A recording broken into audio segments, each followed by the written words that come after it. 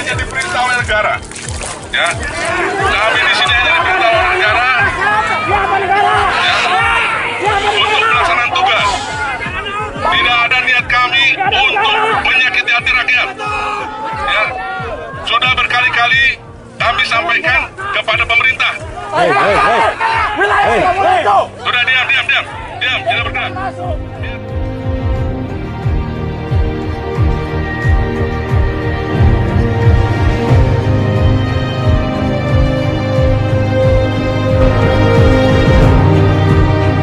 Oleh sebab itu, dengan mengucap Bismillahirrahmanirrahim,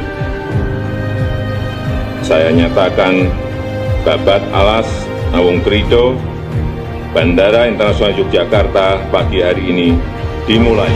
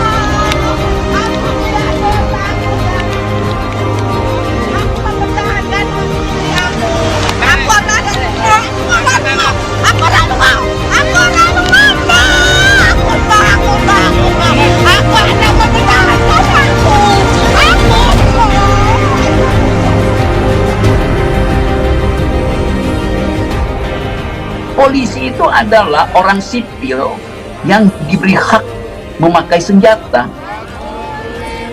Waktu kita bikin reformasi, filosofinya adalah itu, polisi adalah sipil yang dipersenjatai itu. Jadi dasarnya dia sipil. Kalau militer dari awal dia bukan orang sipil, dia masuk dalam korps yang berbeda itu. Presiden Soekarno bilang begini, kalian tentara, polisi, kalian adalah alatnya negara, tetapi negara adalah alatnya rakyat. Karena itu kalian adalah alatnya alat. Logikanya begitu. Jadi kalau disebut polisi alatnya negara, benar, tetapi mesti ditambahin bahwa negara adalah alatnya rakyat. Karena itu polisi adalah alatnya rakyat melalui institusi negara. Jadi sekali lagi saya berharap pada Kapolri baru teguhkan pendirian bahwa Anda adalah dikirim, diminta, diidamkan, bahkan diniatkan oleh publik untuk mengatur keakraban kehidupan warga. Keakraban, bukan ketertiban itu. Ketertiban itu buat kriminal. Tapi pertama kali polisi mengatur keakraban berwarga negara. Antara etnis yang berbeda, antara ras yang berbeda, agama yang berbeda. Itu dulu tuh.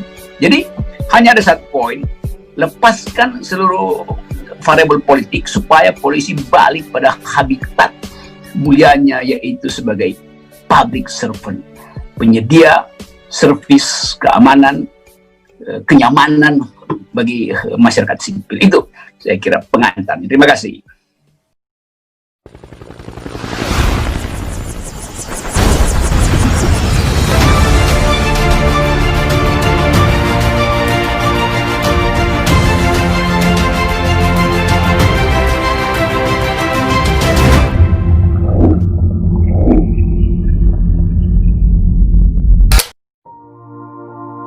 Ayo, malam Bung Rocky.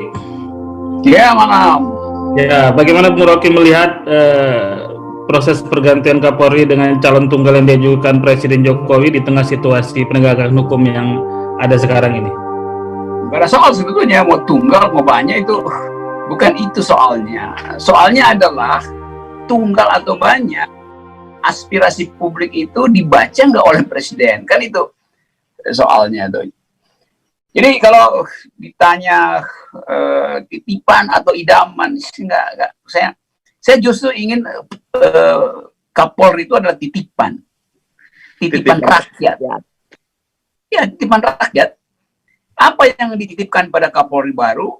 Selesaikan kilometer 50 supaya itu tidak jadi monumen kekerasan. Setiap kali orang lewat situ lirik ke kiri, dianggap bahwa ini kok nggak selesai. Jadi ada hal memang yang bersifat internal soal meritokrasi segala macam. Ada hal yang harus diselesaikan soal membengkaknya jumlah perwira di polisi sehingga susah untuk diserap oleh sistemnya sendiri. Akibatnya mesti diekspor ke lembaga-lembaga non Polri, jadi komisaris, jadi wakil ini, wakil segala macam. Itu justru melemahkan fundament dari penegakan hukum kita. Karena kita mesti ingat sebenarnya polisi itu adalah orang sipil yang diberi hak memakai senjata. Kan itu identifikasinya kan. Waktu kita bikin reformasi, filosofinya adalah itu. Polisi adalah sipil yang dipersenjatai itu. Jadi dasarnya dia sipil. Kalau militer dari awal dia bukan orang sipil. Dia masuk dalam tradisi korps yang berbeda itu. Tetapi polisi selalu pertama kali dia adalah watak sipil. Nah, karena itu orang ingin citra kesipilan itu yang ingin dilihat orang. Sekarang kita membayangkan misalnya, apa sih yang orang bayangkan sebagai polisi di dunia ini? Ya pikiran orang cuma pergi ke sebuah jalan yang namanya Scotland Yard. Jalan menuju markas polisi London. Dan orang ingat bahwa iya, keakraban polisi London itu tidak mengurangi disiplin dia di dalam menegakkan hukum. Walaupun dalam sejarah Scotland Yard juga banyak bikin kesalahan misalnya. Misalnya waktu kasus bom London bombing itu, dia salah tangkap orang tuh. Terorisnya orang Brasil, ternyata dia tukang listrik dianggap sebagai teroris itu. Salah dia tuh. Waktu dulu kasus apa itu? Kasus 200 tahun lalu yang bikin heboh, Jack the Rippers. Jadi polisi juga bisa bikin kesalahan karena teknologi forensiknya kurang lengkap. Sehingga dia nggak bisa pastikan berdasarkan scientific base bahwa inilah si penjahat itu. Nah, kita sekarang ada di dalam situasi yang lebih baik, bahwa teknologi forensik lebih maju sehingga cara kita melihat wajah orang, yang mana yang kriminal. Dulu kan kriminal cuma dilihat lewat kalau matanya belok dia kriminal, kalau jidatnya nong-nong kriminal, kalau alisnya tebal kriminal. Kan itu dulu kita tinggalkan, karena itu salah selalu tuh. Sehingga dulu waktu kasus Jack the Rippers juga begitu tuh. Bahkan penulis Alice in the Wonderland dianggap sebagai kriminal karena si polisi salah mendeteksi itu. Tapi sekarang teknologi memungkinkan kita untuk menilai mana kriminalnya. Karena tugas polisi mengusut kriminal kan. Tetapi yang terjadi sekarang, publik menganggap bahwa polisi masuk ke dalam wilayah proteksi politik gitu. Memproteksi kasus, membackup satu peristiwa politik. Itu yang ingin disingkirkan dari citra polisi sekarang dulu. Jadi Kapolri yang baru betul-betul harus menunjukkan bahwa dia dikirim oleh rakyat untuk mewakili kesipilan manusia, kesipilan masyarakat. Jadi civil liberties, civilian values itu mesti ada di dalam benak Kapolri supaya dia bisa tunjukkan bahwa dia adalah wakil sipil untuk menjaga ketertiban, karena itu dia dipersenjatai. Jangan dibalik, karena dia punya senjata, maka dia berhak untuk menertibkan rakyat. Nggak begitu mandat publik terhadap kepolisian di seluruh dunia. Dalil itu yang berlaku, sehingga orang bangga bersahabat dengan polisi itu. Si polisi juga bisa bilang, saya bangga bersahabat dengan rakyat. Kan itu, kita nggak bisa jadikan polisi ini semacam ukuran sukses politik seseorang tuh. Jadi kalau berhasil mengangkat seorang jadi Kapolri di daerah yang basah, maka itu berarti komunitasnya akan dijamin kesejahteraannya. Nah, faksionalisme ini yang masih ada di kepolisian tuh. Setiap tokoh punya semacam groupings yang nanti saling kirim sinyal, Anda mau di mana, Anda mau naik bintang, kalau begitu Anda izin ini dulu, itu dulu tuh. Nah, itu sebetulnya, nah, hal semacam ini justru mesti masuk dalam kurikulum inti polisi itu. Jadi ethics of leadership itu. Saya beberapa kali kasih jadi pengajar kuliah tamu di Sespim Sekolah Staf Pimpinan Tinggi Polri di Lembang, dan saya terangkan hal yang semacam ini karena saya diundang untuk memberi kuliah umum di situ. Tapi poin saya selalu adalah kita masuk di dalam satu jenis baru polisi yang sekarang disiniskan oleh masyarakat. Kan ajaib kan kalau polisi justru, kalau ada polisi orang merasa justru nggak aman. Karena ini bakal dituduh saya jadi punya kasus. Jadi status polisi sekarang dianggap sebagai justru menjadi membuat tidak nyaman. Scotland Yard dulu begitu dulu 150 tahun yang lalu. Kalau ada Scotland Yard orang mau merasa waduh ini nggak aman nih. Karena dia memang hanya ingin menjaga kalangan elit di daerah situ. Jadi saya balik lagi pada soal kita sekarang. Kita mungkin mencurigai kenapa cuma ada calon tunggal itu. Karena kecurigaan publik itu atau ya sebut sinisme publik itu terjadi karena aspek politis terlalu kuat di dalam soal pengangkatan polisi. Padahal itu soal biasa aja tuh. Nah, soal ini sebenarnya sama dengan di universitas. Universitas itu mau ngangkat profesor itu jadi soal politis itu. Profesor dari kelompok mana nih? Kadrun apa cebong? Kalau si profesornya punya komunitas, mendukung apa enggak tuh? Jadi politisasi itu berlangsung di semua institusi. Akibat dari upaya untuk upaya kekuasaan untuk mengendalikan kehidupan sosial masyarakat. Jadi sekali lagi saya berharap pada Kapolri baru teguhkan pendirian bahwa Anda adalah dikirim, diminta, diidamkan, bahkan diniatkan oleh publik untuk mengatur keakraban kehidupan warga. Keakraban, bukan ketertiban itu. Ketertiban itu buat kriminal. Tapi pertama kali polisi mengatur keakraban berwarga negara. Antara etnis yang berbeda, antara ras yang berbeda, agama yang berbeda. Itu dulu tuh. Jadi hanya ada satu poin. Lepaskan seluruh variabel politik supaya polisi balik pada habitat mulianya, yaitu sebagai public servant. Penyedia servis keamanan, kenyamanan bagi masyarakat sipil. Itu saya kira pengantarnya. Terima kasih. Terima kasih Prof. Rocky. Tadi menarik sekali ada pencerahan baru ini bahwa polisi adalah pelayan sipil yang dipersenjatai untuk agar bisa menegakkan keamanan dan ketertiban, dan oleh karenanya harusnya dia merepresentasikan civil society gitu ya, Prof. Nah, ya betul.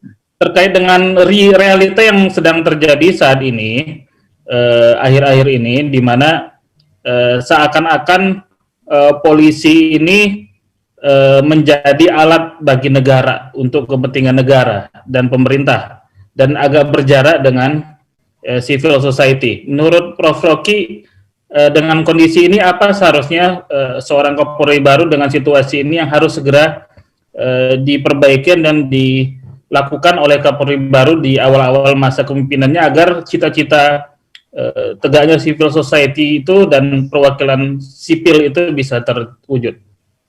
Ada yang selalu salah. Polisi itu bukan alat negara. Polisi itu adalah alat rakyat untuk menghasilkan kenyamanan bermasyarakat. Ini dia bukan alat negara tuh. Karena itu benar dulu satu waktu Presiden Soekarno berpidato di lapangan Monas sana, dihadiri oleh pemimpin-pemimpin 5 angkatan termasuk polisi. Saya kira pada waktu itu hari ulang tahun mungkin ABRI termasuk di dalamnya polisi. Presiden Soekarno bilang begini, kalian tentara, polisi, kalian adalah alatnya negara. Tetapi negara adalah alatnya rakyat. Karena itu kalian adalah alatnya alat. Logikanya begitu sih, logisnya. Jadi kalau disebut polisi alatnya negara, benar. Tetapi mesti ditambahin bahwa negara adalah alatnya rakyat.